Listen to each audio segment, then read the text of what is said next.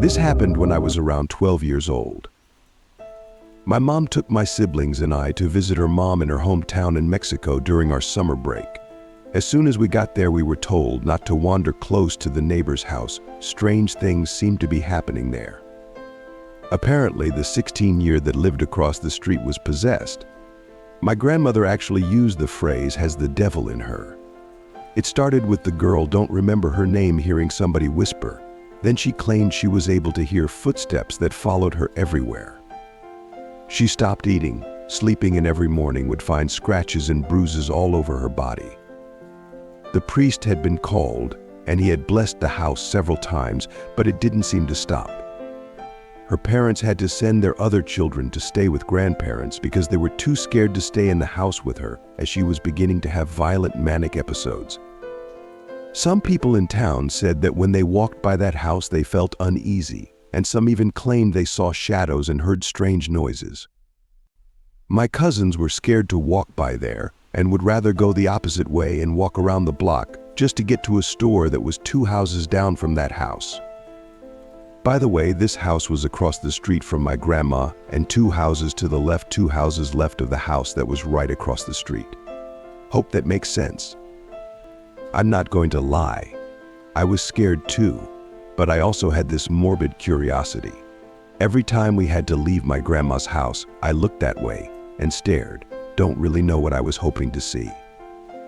One morning I woke to the grown-ups talking about what had happened across the street during the night. Apparently a big stain appeared overnight in one of the walls. A stain that looked a lot like blood. They washed the stain with soap and water and painted over where the stain was. By that evening, the stain was there again. They went to get the priest and once again cleaned the stain and prayed while the priest blessed the house and threw holy water at the wall. By morning, the stain was back. The word around town spread and people had gathered and formed prayer groups. It seemed they were praying non-stop. One group of people would leave and others would show up, all carrying rosary beads. My cousins, siblings, and I were under strict orders not to get close to that house.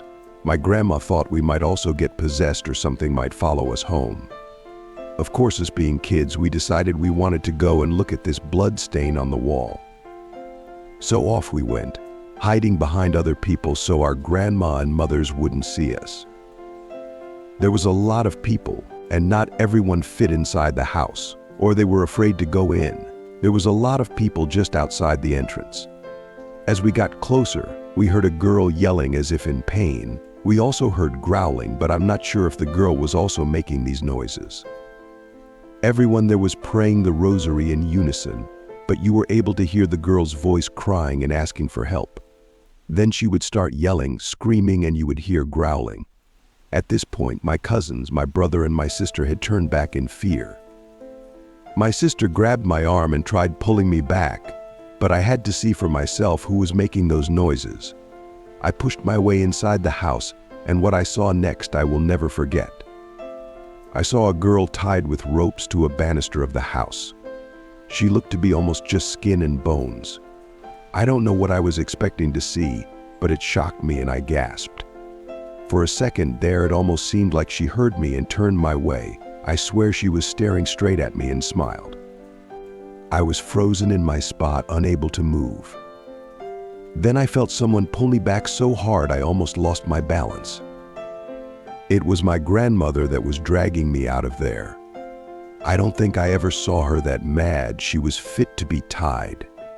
As was the norm, I got in a lot of trouble for disobeying, only this time I was really sorry that I did. I was so scared and kept seeing the girl's face and grin in my head every time I closed my eyes. I thought for sure she was going to get loose and come for me. Days after that, we headed back home to the US. Last I heard, the girl had gotten better.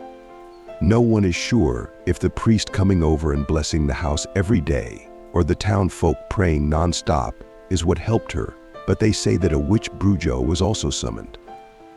His belief was that this was not a demonic possession but a very strong case of witchcraft black magic. Apparently this was done to her out of jealousy. She was very pretty and caught the eye of the wrong man. After she got better, she was sent away to live with relatives in the US. I don't know exactly what was wrong with her and how she got better. All I am sure of is that I saw her with my own eyes, saw the condition she was in, and heard the most god-awful noises come out of her such as I've never heard before. Many years have passed, but this is something that is very clear in my memory. I still remember that face and that smile, and it still scares me to this day.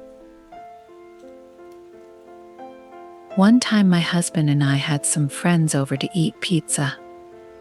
One of my friends, who has always been very mystical, began to feel ill in the kitchen and excused himself to our bedroom. Once he was in the bedroom, he started to rock back and forth and giggle in a voice that made my hair stand on end. I ran out of the room, shivering with fear.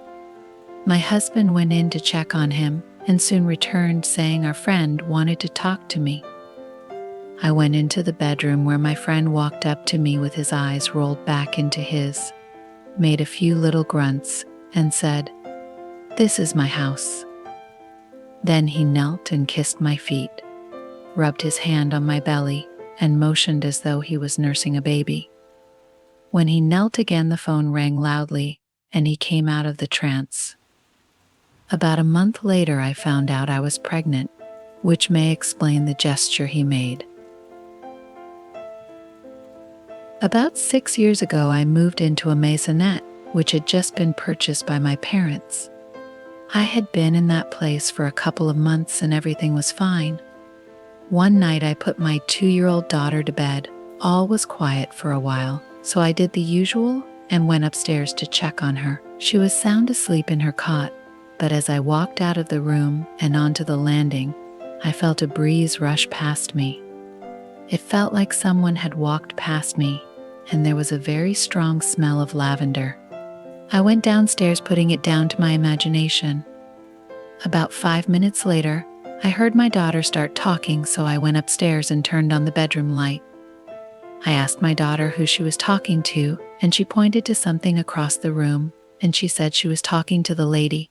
This happened on several occasions, and sometimes in the middle of the night, I would hear my daughter talking and laughing with someone.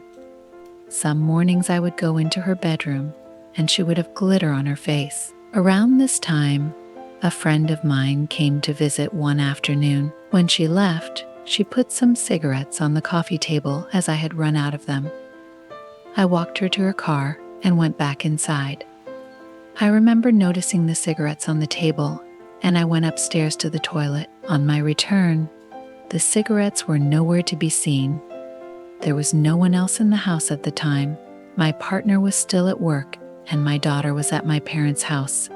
I looked under the coffee table and saw that the rug underneath had been rolled up into a tube. I unraveled it to find the cigarettes inside. Obviously, my bad habits were not appreciated. Another time, myself and my partner had just gone up to bed. Our daughter was asleep, and our cat was curled up at the end of the bed. Suddenly, I heard the phone start to beep, as though it had been left off the hook. My partner went downstairs to find that this is what had happened, but none of us had used the phone that night. Also, it was one of those phones that was attached to the wall, so it couldn't have been knocked off the hook. Rather, it would have had to have been lifted. If I stood at the top of my stairs, I would always get a feeling of someone rushing up the stairs past me, and out of the corner of my eye I would see a figure, but if I looked directly at it, it was never there. This went on for the first year that we lived in the maisonette. Things calmed down, and for a while nothing really happened. Then we encountered a run of bad luck. I had 7 miscarriages, including losing a baby when I was 5 months pregnant, and I also lost my grandmother, who I was very close to. Finally, last year I gave birth to a beautiful baby girl after having an extremely difficult and worrying pregnancy. I spent the last 2 months of my pregnancy in bed, unable to walk. I remember one particularly hot summer's day. I was in bed, my partner at work, and my daughter at school. I burst into tears as I was so fed up. I have to point out that we had swapped bedrooms with my daughter. Anyway, I noticed in the corner of the room some lights had started to appear. For the first time in 5 years, I smelt the lavender scent, and I began to hear a female voice. Although I didn't hear the voice physically, it was definitely in my head. It was a voice of a lady reassuring me that everything was fine and it would all be over soon. At the time, I was 35 weeks pregnant. The next week, I gave birth to my daughter. She was 4 weeks premature, but as strong as an ox. A couple of weeks later, I woke up one night, and again, in the same corner of the room, the lights appeared. I then noticed a very tall figure bending over my baby daughter's crib. I had the feeling that the figure was smiling at her and meant her no harm.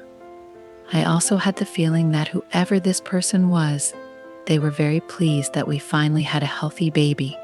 We moved out of there a few months ago and bought our own house, but we go back to the maisonette regularly as my parents own the place and are redecorating to let it out to the next tenant. On a recent visit, my partner went up into the loft to clear out all of our Christmas decorations, old toys, baby clothes, etc. Whilst he was up there, he found some old paintings which neither of us remember being up there before. He bought them down, and on closer inspection, they had been painted by a girl called Laura. Unfortunately, there was no date on them, but it is a mystery how they got there. Like I said before, we go back quite often, and I always feel like I'm being welcomed. One night, as I sat in the car as we were leaving, I looked up at our old block, and I swear I saw a figure standing at the window of our old bedroom watching us leave.